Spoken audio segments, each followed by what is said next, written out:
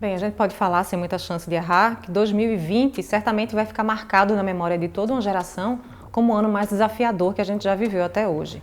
Já são mais de 78 milhões de infectados pelo coronavírus em todo o mundo, a doença que já levou a vida de mais de 1 milhão e 700 mil pessoas. Como não podia ser diferente, todo o noticiário ao longo do ano foi dominado pela pandemia, responsável pela maior crise sanitária dos últimos 100 anos. Assim como aconteceu no resto do mundo, 2020 foi um ano muito difícil para o pernambucano. O ano começou já com a crise do derramamento de óleo nas nossas praias, né? E que, na verdade, não se descobriu a origem, né? Até hoje há especulações, mas nem se sabe ainda a dimensão real do impacto ambiental, né? Enquanto a gente viu a primeira escalada dos casos da Covid-19, que começaram já a preocupar as autoridades sanitárias, a gente assistiu também à renúncia do ministro da Justiça, Sérgio Moro. O ex-juiz, que foi um dos grandes responsáveis pela Operação Lava Jato, deixou o governo fazendo uma série de denúncias graves contra o presidente Jair Bolsonaro. No começo do ano, até março, a economia de Pernambuco vinha mostrando crescimento, apesar de ser muito lento, muito gradual ainda. A gente passou por uma fase de restrições muito severas, né? Inclusive com fechamento de bares, restaurantes, setores que agora começam a se recuperar. A retrospectiva 2020 Esportes, apesar de que a pandemia da Covid-19 tenha adiado muitos eventos, não dá para dizer que foi um ano escasso em acontecimentos. O Salgueiro foi campeão pernambucano e foi a primeira vez que um clube do interior conseguiu ganhar o título estadual. Uma pena que não teve torcida em campo para poder fazer essa festa com eles. A gente viu acontecer tanto no Brasil quanto na Europa a interrupção parcial ou completa de algumas competições. O campeão brasileiro de 2020 não vai ser declarado vencedor esse ano, mas sim no próximo ano. As Olimpíadas de Tóquio estavam planejadas para esse ano, como se viu, não pôde acontecer, ficou para 2021. Logo depois do Carnaval, primeiros casos ali, que se teve notícia ali em março, né? E rapidamente começaram a se multiplicar os casos, as mortes e também o medo, né? Jamais se imaginava que fosse necessário, por exemplo, a Prefeitura do Recife abrir 7 hospitais. O governo do estado também abriu outros hospitais de campanha, contratou milhares de profissionais. Vale lembrar que a crise econômica também tem reflexos, né, na questão até da violência urbana, né? Tivemos um ano violento, com o aumento dos homicídios, né? E agora, no apagar das luzes de 2020, a gente está vivendo de novo um cenário preocupante, né? Tanto é que as festas de fim de ano e do carnaval do ano que vem já foram suspensas.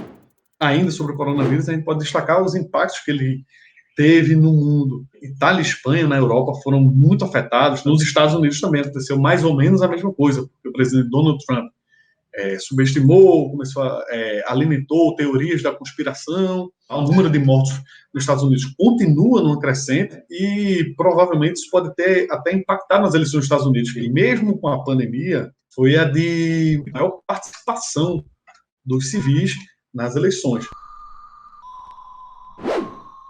Outro setor que também começou a pandemia muito pressionado foi o da indústria, mas alguns setores também não deixaram de ser consumidos, né, como alimentos e bebidas e também produtos de higiene, limpeza. E o setor de serviços é que, de fato, vem sofrendo bastante, ainda não conseguiu se recuperar, mas o que a gente tem que deixar pontuado é que muito também se segurou na economia por conta do auxílio emergencial concedido pelo governo federal.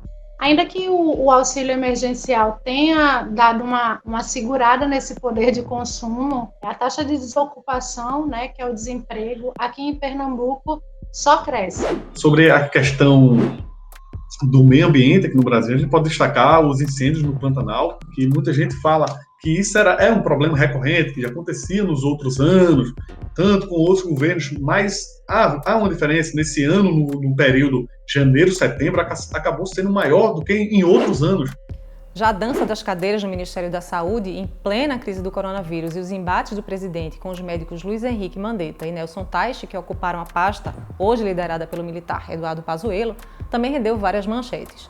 Entre as principais divergências com Bolsonaro estavam as recomendações de isolamento social e a pressão do presidente para a liberação da cloroquina para o tratamento da Covid-19, sem que houvesse nenhum embasamento científico para isso. Bolsonaro também virou notícia internacional a ser infectado pela Covid-19 após descumprir medidas de precaução.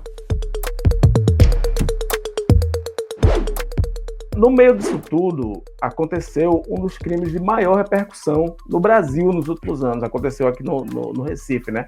Com a morte do menino Miguel. Além de chocar pela morte da criança em si, né? Miguel caiu do 9º andar do prédio e morreu, levantou questões que há muito estão pendentes para se resolver no país, como desigualdade social e desigualdade racial, né?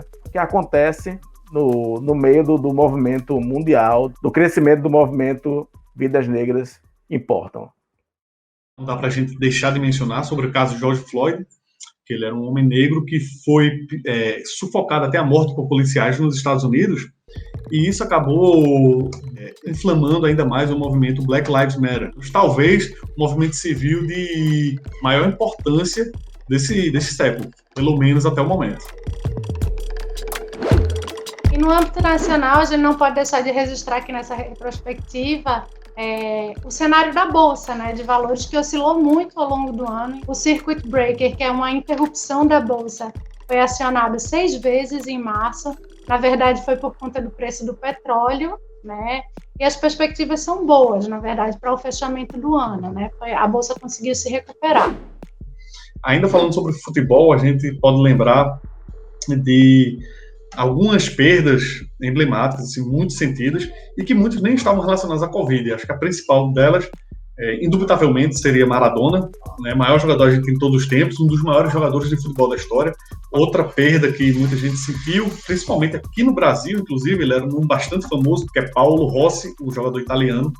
Foi ele que fez 3 gols no Brasil de 82, que era considerado uma seleção dos sonhos, né? Saindo um pouco da área do futebol, teve também a morte de Kobe Bryant. Para muitos, um dos maiores jogadores de basquete de todos os tempos. Ele foi o maior nome entre as gerações Michael Jordan e LeBron James. Não dá pra gente não falar de Lewis Hamilton.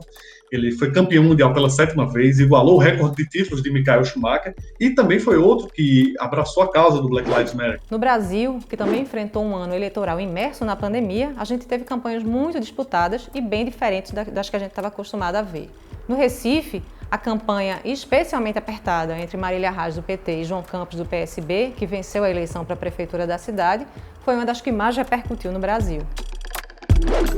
Podemos dizer que houve um sopro de esperança para 2021, pois já teve início a vacinação, começou ali em Inglaterra, Estados Unidos, a Europa já está se mobilizando bastante para que brevemente todo mundo esteja vacinado e, se possível, esperamos livres da Covid-19.